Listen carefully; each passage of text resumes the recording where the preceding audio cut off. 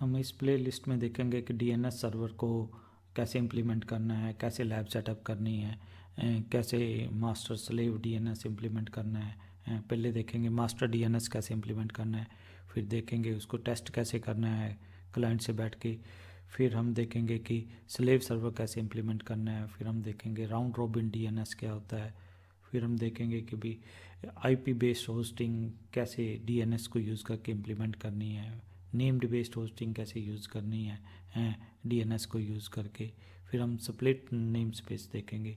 Step by step सारी चीज़ों को हम एक्सप्लेन करेंगे।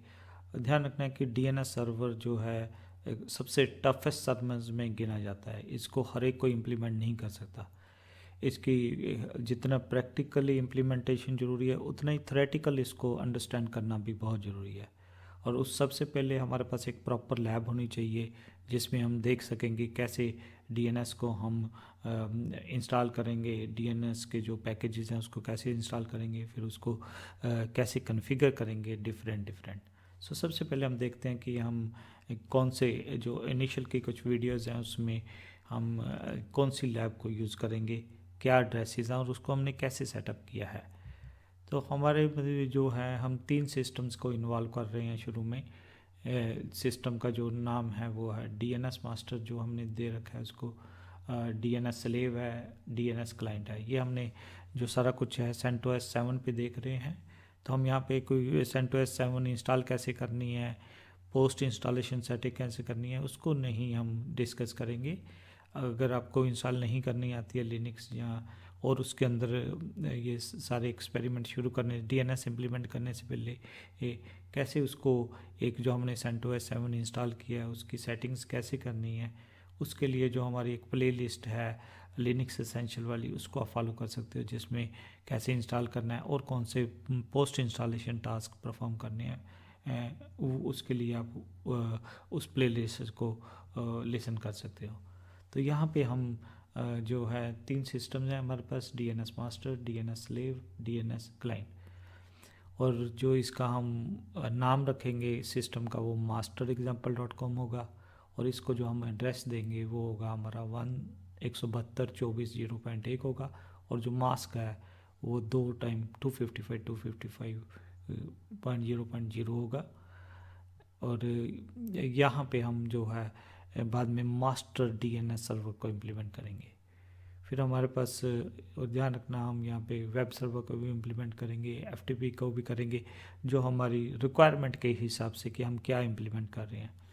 फिर हमारे पास एक दूसरा सिस्टम होगा जिसका नाम हम slave.example.com रखेंगे।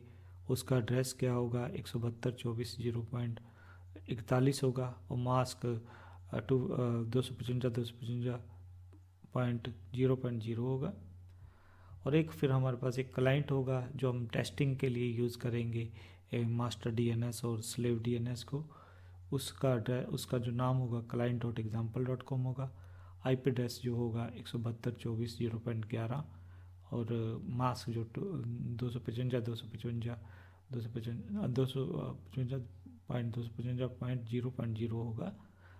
तो जब हम इसको सेट करेंगे तो हम हमारा जो सिस्टम्स की डिटेल वो क्या है कि हम क्या चाहते हैं, 3 सिस्टम चाहते हैं जिनका एड्रेस क्या होगा 172.24.0.1 और 41 और 11 होगा। और जो हमारा एक सिस्टम होगा वो मास्टर डीएनएस की तरह एक्ट करेगा, जो 41 है वो स्लेव डीएनएस की तरह करेगा, और जो 11 सिस्टम है वो क्या करेगा, क्लाइंट की तरह एक्ट करेगा। और हम जो है वेब सर्वर एफटीपी सर्वर भी इम्प्लीमेंट करेंगे 172.24.0.1 पे।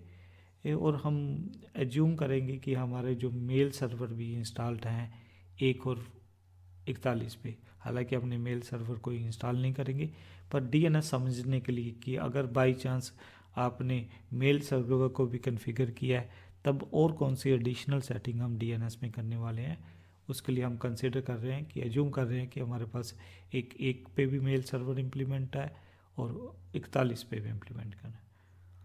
तो हम एंड में हमारा पर्पज़ क्या होगा कि हम जो असेस करना चाहते हैं वेबसाइट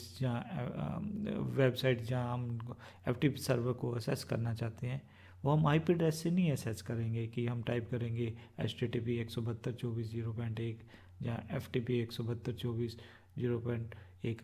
हम इसकी जगह क्या यूज़ करना चाहते हैं, नाम यूज़ करना चाहते हैं HTTP www.example.com, और हम FTP के लिए क्या करना चाहते हैं, डाउनलोड के लिए download.example।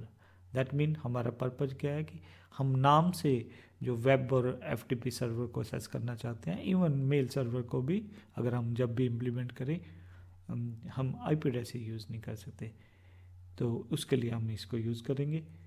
तो हमारे पास जो 3 सिस्टम्स होंगे बाय डिफ़ॉल्ट, जब हम लिनक्स इंस्टॉल करेंगे तो वो क्या होता है कि यहाँ पे जो हमारे पास नेटवर्क अडेप्टर होता है वो नेट मोड के अंदर होता है, एंड तीनों सिस्टम जो हमने इंस्टॉल किए हुए हैं वो नेट मोड में शुरू में थे, बट बाद में हमने उसकी कुछ पोस्ट इंस्टॉलेशन कुछ पैकेज इंस्टॉल करने के बाद हमने उसको क्या कर दिया, ब्रेक।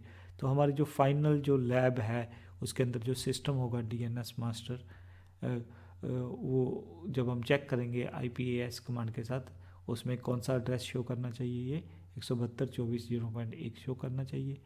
और जब हम स्लेब पे आएंगे तो वहाँ पे वो कौन सा एड्रेस शो करना चाहिए, 172.24.0.41 शो करना चाहिए।